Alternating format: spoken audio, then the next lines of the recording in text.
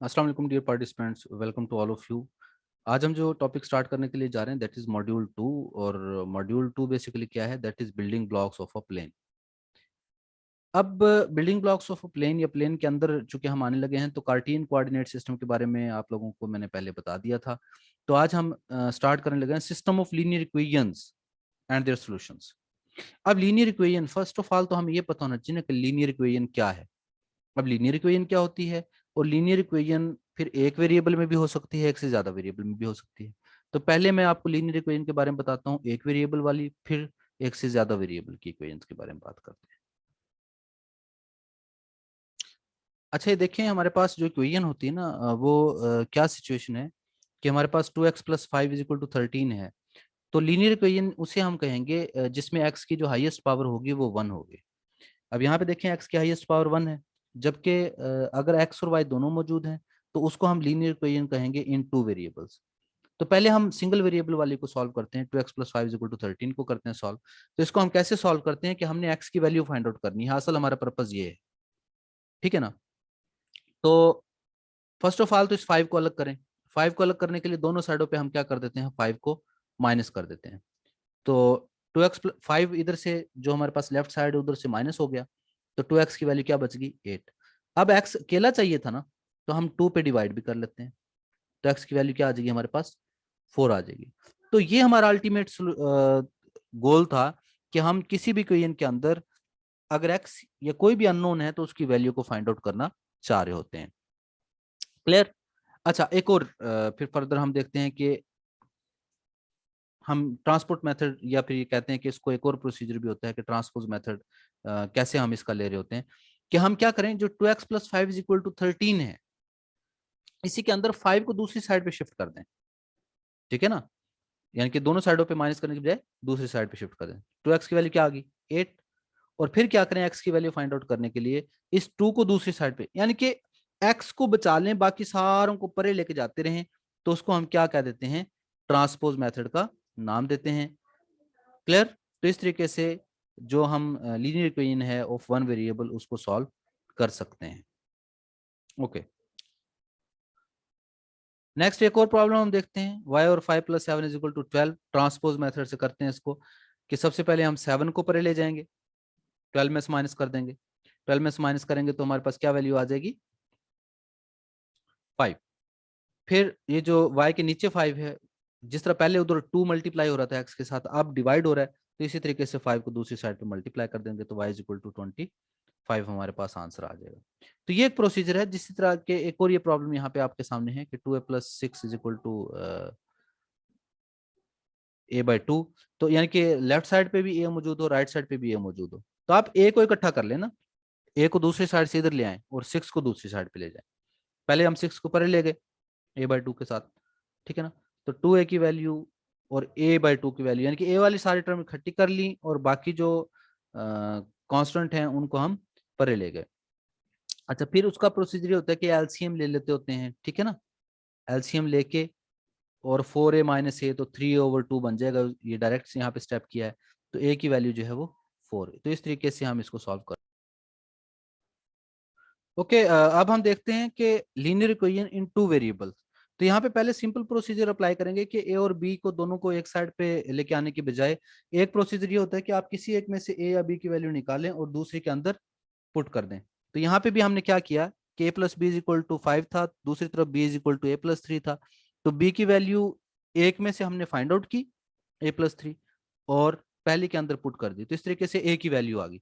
और फिर इस a की वैल्यू को दूसरी इक्वेशन के अंदर पुट कर देते हैं। तो ये एक तरीका होता है जिसे आप लोग सब्स्टिट्यूशन का नाम देते हैं, कि हम दोनों में से दो, अगर वेरिएबल दो इक्वेशन मौजूद हैं, तो एक वेरिएबल में से एक की वैल्यू फाइंड आउट करें और दूसरे के अंदर पुट कर दें। ठीक है ना। तो ये एक प्रोसीजर है।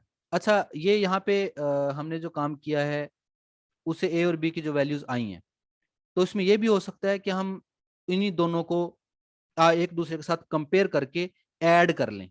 तो ए और बी को देखें, उसने जो दूसरी इक्वेशन थी b = a + 3 वाली, उसको भी उसने -a ला के इधर दूसरी साइड पे शिफ्ट कर लिया और दोनों को ऐड किया। ए के कोफिशिएंट सेम थे तो बी की वैल्यू आ गई 4। अच्छा, बी की जो वैल्यू आई, फिर अब किसी एक के अंदर आप अपनी मर्जी में दोनों में से किसी एक के अंदर पुट कर दें, तो आप अपनी मर्जी से किसी एक के अंदर जो पुट कर ले, मैं पहले के अंदर पुट कर लेता हूँ, ठीक है ना, a plus b is equal to 5 वाली में, तो b की जगह पे 4 पुट करेंगे तो a की वैल्यू 1 आ जाएगी। तो ये प्रोसेस है दो, एक में सब्स्टिट्यूट करते हैं और एक के अंदर एडिशन मेथड जिसे हम बोलते हैं। तो पहले वाले में जिसमें सब्स्टिट्यूट किया कि एक इक्वेशन से वैल्यू उठाई किसी वेरिएबल की, दूसरे के अंदर पुट कर दी। एडिशन वाला मेथड ये होता है कि आप दोनों इक्वेशंस को आपस में कंपेयर करें, जिनके कोफिशिएंट सेम है, अगर उनका साइन भी सेम है तो डायरेक्ट साइन सेम है तो माइनस कर दें, साइन पहले डिफरेंट है तो जैसे इसमें था एक के साथ ए है एक के साथ माइनस ए है, तो उन दोनों को डायरेक्ट ही हम कैंसिल आउट कर देंगे। अच्छा बाजू का तो ऐसा होता है कि कोफिशिएंट एक जैसे नहीं भी होते, ठीक है ना।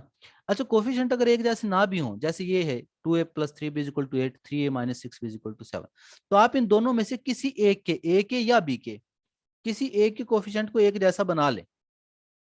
अब वो कैसे बनाएंगे?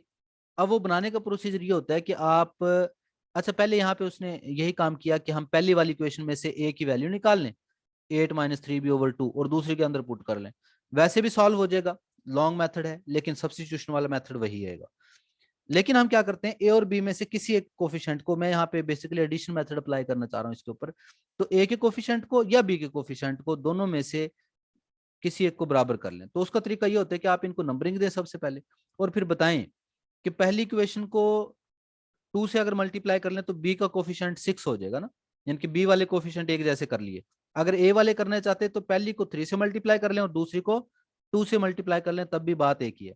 अच्छा पहले को 2 से मल्टीप्लाई किया, 4a plus 6b equal to 16, नीचे हमारे पास है 3a minus 6b equal to 7, उसको उसी तरह लिख लेंगे। अब आप लोग पहले वाले को 2 से मल्टीप्लाई किया, दूसरी वाली इक्वेशन को उसी तरीके से हम यहाँ पे राइट कर लेंगे।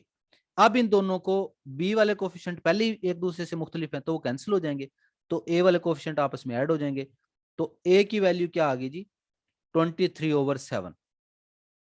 अब ए की वैल्यू जब आ गई तो इसका यही प्रोसीजर है कि आप चाहें तो इसको दोबारा से किसी भी अपनी मर्जी की एक इक्वेशन जो बेसिक असल इक्वेशन दे रखी थी उनमें से किसी एक के अंदर पुट कर दें। तो पहले के अंदर अगर पुट करेंगे तो फिर उसको सिंप्लीफाई करते जाएं, ठीक है, तो बी की वैल्यू हमारे पास आ जाएगी। ओके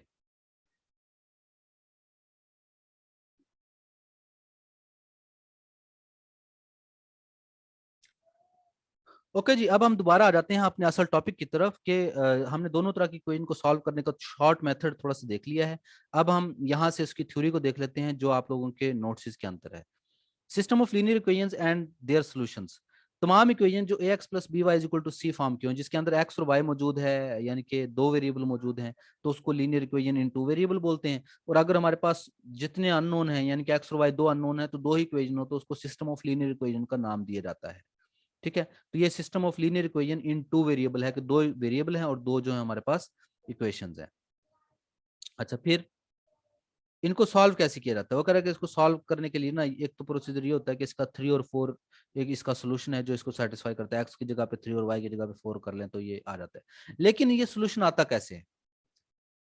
अच्छा एक बात आप लोगों से ये पूछी जा सकती है कि सिस्टम ऑफ इक्वेशन दे रखा हो आपको और पूछा जाए कि हाँ जी बताएं, ये है जैसे 4 और -1, ये इसका सोल्यूशन होगा कि नहीं होगा? भाई सोल्यूशन से मुराद ये होती है कि वो वैल्यूज उस इक्वेशन को सेटिस्फाई करती हैं, उस इक्वेशन को फुलफिल करती हैं, उस इक्वेशन की सारी बातों को पूरा करते हैं। तो हम क्या करेंगे, x की जगह पे 4 और y की जगह पे -1 पुट करके देख लेंगे। तो ये देखें, ये मैंने जो ऊपर वाली इक्वेशन थी, ये पहली इक्वेशन थी x plus 2y equal to 2, इसमें x की जगह पे 4 और y की जगह पे -1 पुट करके देखा तो दोनों साइडों का आंसर 2 आ गया। इसी तरह जो दूसरी इक्वेशन थी ये वाली x minus 2y equal to 6, उसके अंदर भी मैंने वैल्यूज x की जगह पे 4, y की जगह पे -1 पुट करके देखी, तो दोनों में आंसर दोनों साइडों का सेम आ गया। इसका मतलब 4 और -1 इसका सोल्यूशन है। अच्छा अब -4 और 3 चेक करने, जो पहली वैल्यू होती है ना वो x होती है, दूसरी वैल्यू जो होती है वो y होती है, ये हमेशा याद रखना है। अब मैं उस उन्हीं इक्वेशन के अंदर दोबारा से -4 और 3 पुट करके देखता हूँ, ये चेक करने के लिए -4 और 3 इसका सोल्यूशन है या नहीं। तो x की जगह -4 और y की जगह पे 3 पुट किया, तो पहली इक्वेशन की तो दोनों साइडें बराबर आ गई लेकिन दूसरी इक्वेशन की बराबर नहीं आई। तो सिस्टम ऑफ इक्वेशन का सोल्यूशन होने के लिए जरूरी होता है कि उसकी जो दोनों इक्वेशन है वो वैल्यू उसकी दोनों इक्वेशन को सेटिस्फाई कर रहा हो। तो इसकी एक को सेटिस्फाई कर रहा है, एक को सेटिस्फाई नहीं कर रहा है, इसका मतलब -4 और 3 जो है वो दोनों इक्वेशन को सेटिस्फाई नहीं कर रहा है, इसका मतलब वो इसका सोल्यूशन नहीं होगा। तो एक तो ये बात पूछी जा सकती है कि बताएं जी फलां जो वैल्यू है इसका सोल्यूशन है या नहीं है। अच्छा आगे इनका जो है ना ग्राफ है, ग्राफ में ना अभी सिर्फ आपको अभी इसका ग्राफ बनाना भी आपको मैं दिखा दूंगा, वो वीडियो के जरिए दिखाऊंगा, ज्यादा बेहतर रहेगा। x + 2y = 2, x - 2y = 6। इसका जो सोल्यूशन होता है ना वो ग्राफ के अंदर कैसे आता है, आप x + 2y = 2 है ना, तो इसका ग्राफ अब आसानी से हमें बनाना आता है, क्योंकि ये वैल्यू है बेसिकली y = 2 - x/2, 2 - x/2, और दूसरा दूसरा भी y की वैल्यू क्या बन जाएगी, x - 6/2। यानी कि एक्स और वाई की मुख्तलिफ वैल्यूज के लिए आप जब दोनों के ग्राफ बना लेंगे, तो दोनों के ग्राफ जहां पर टच कर रहे, जहां पे एक दूसरे को कट कर रहे होंगे, वही उसका सोल्यूशन होता है। ये मैं अगर आपको दोबारा वहां पे लेके जाऊं ना, जो कल आपको अगर याद हो, हमने ग्राफ बनाने का एक प्रोसेस देखा था, डेस्मोस मैंने एक आप लोगों को कैलकुलेटर दिखाया था, क्योंकि अब यहाँ पे ग्राफ बनाने का तरीका आप लोगों को सिखा चुका हूँ कि आप एक्स की जगह पे वैल्यू पुट करें और उसके मुताबिक जो है ना वाई की वैल्यू आपके पास आती चली जाएगी। तो एनीहाउ मैं यहाँ पे एक आप लोगों के लिए बनाता हूँ, ये ग्राफ की तरफ ले चलता हूँ आपको, ग्राफ कैलकुलेटर की तरफ। अच्छा इक्वेशन थी हमारी क्या, मैं एक अपनी इक्वेशन की तरफ आता हूँ। x + 2y = 2, x + 2y = 2, x + 2y = 2। ये लें जी, ये उसी तरह की जो लाइन है जिस तरह की हमने पहले ड्रा की। अच्छा इसका ग्राफ बनाने का तरीका भी बता दूंगा आपको, थोड़ा सा भी इससे भी ज्यादा शॉर्टकट एक ना इनका डायरेक्ट ग्राफ बनाने का प्रोसीजर। x + 2y = 2, और दूसरी हमारी इक्वेशन थी x - 2y = 6। दूसरी इक्वेशन थी x - 2y = 6। अच्छा ग्राफ तो मैंने बना लिया, अभी ग्राफ बनाने का कोई और तरीका भी है क्या? हाँ सिंपल तरीका, इंटरसेप्ट फॉर्म उसको बोलते हैं। उसका तरीका ये होता है जनाब, मैं आपको यहाँ पे बता देता हूँ कि आप क्या करें। जो पहले का अगर ग्राफ बनाना ना आपने, तो आप y को 0 पुट कर लें, y को 0 पुट करेंगे तो ये देखें ये 0 हो जाएगा, तो x की वैल्यू 2 आ गई, तो y 0 और x जो है वो 2, तो एक पॉइंट बन गया 2 0। ये जनाब देखें ये वाला जो पॉइंट है ना ये 2 0 ही है कि x की वैल्यू 2 है और y की 0 है। अच्छा फिर दूसरा ये होता है कि आप क्या करें, आप x को 0 पुट कर लें, 2y = 2, तो y की वैल्यू 1 आ जाएगी, तो x 0 पुट किया तो y की वैल्यू आई 1।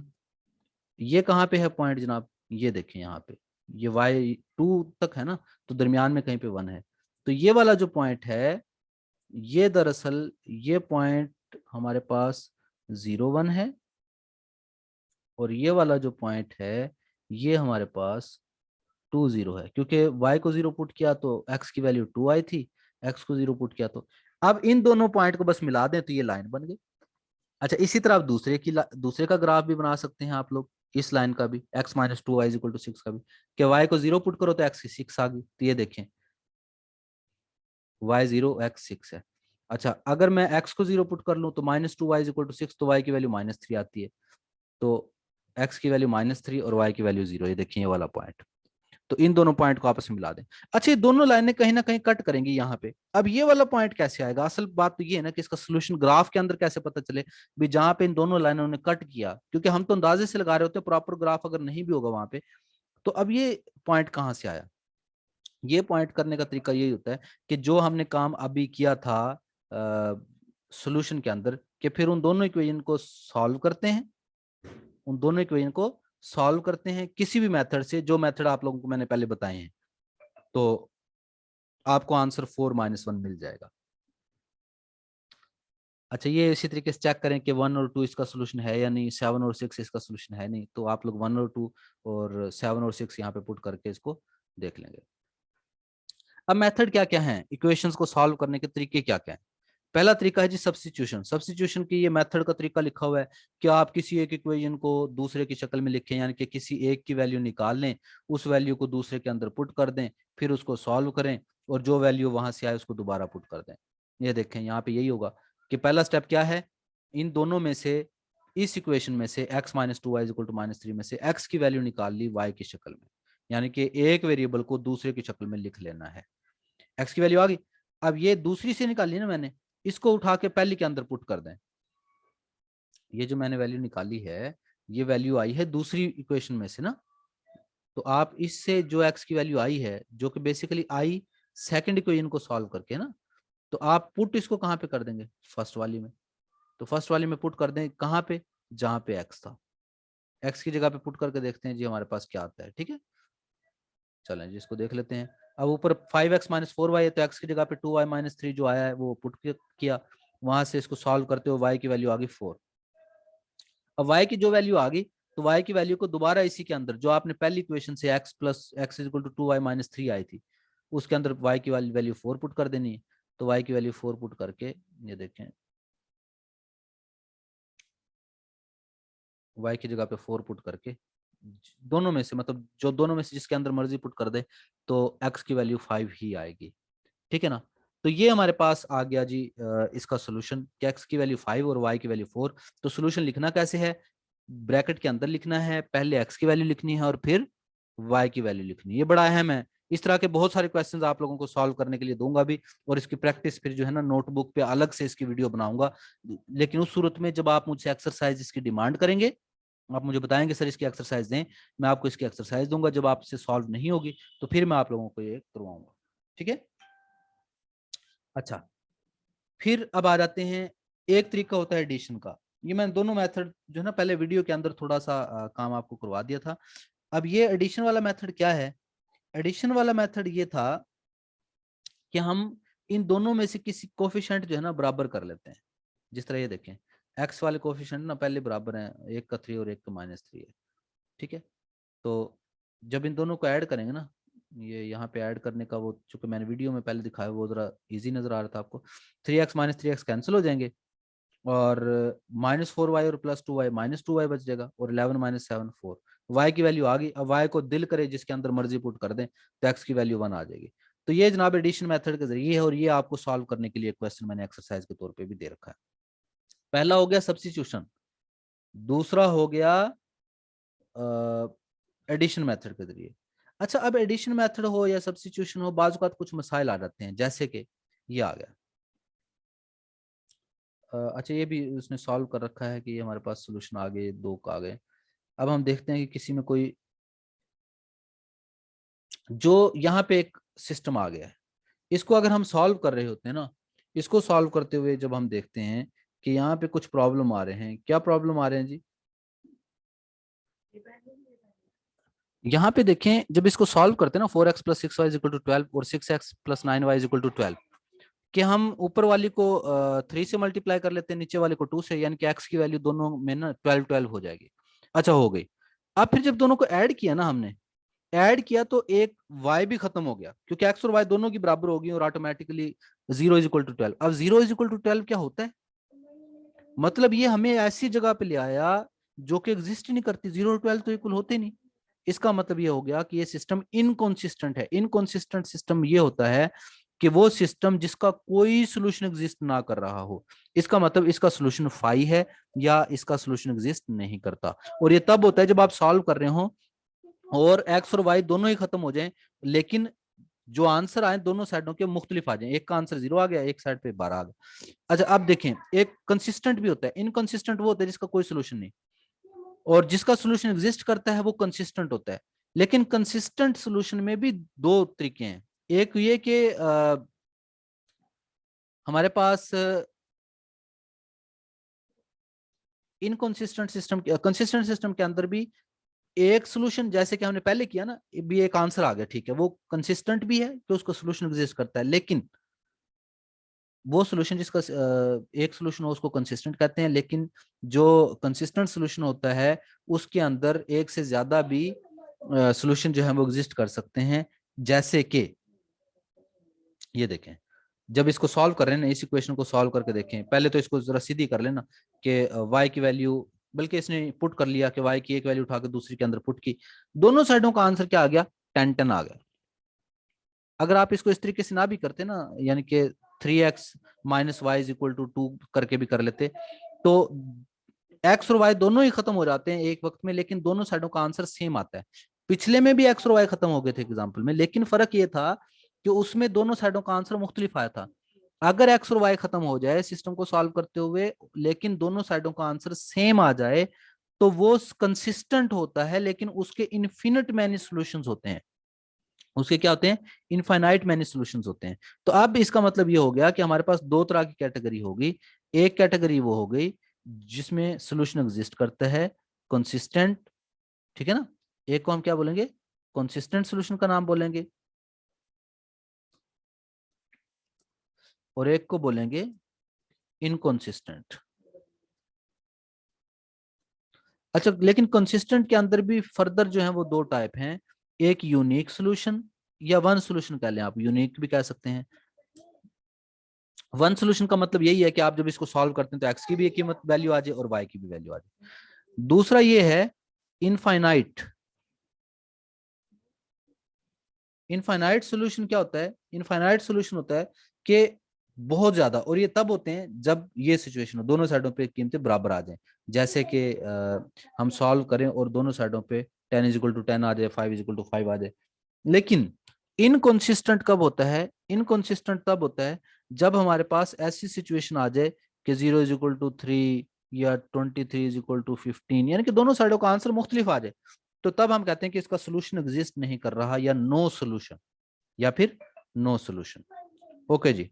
तो कंसिस्टेंट और इनकंसिस्टेंट, कंसिस्टेंट के अंदर दो कैटेगरी, यूनिक सोल्यूशन और इनफाइनाइट मैनी सोल्यूशन। अभी हम इनकी ना वो भी देखेंगे, सूरत हाल भी देखेंगे कि जब इनके ग्राफ बनाए जाते हैं ना, कंसिस्टेंट के, इनकंसिस्टेंट के और इनफाइनाइट मैनी के, तो वो दरअसल होते कैसे हैं।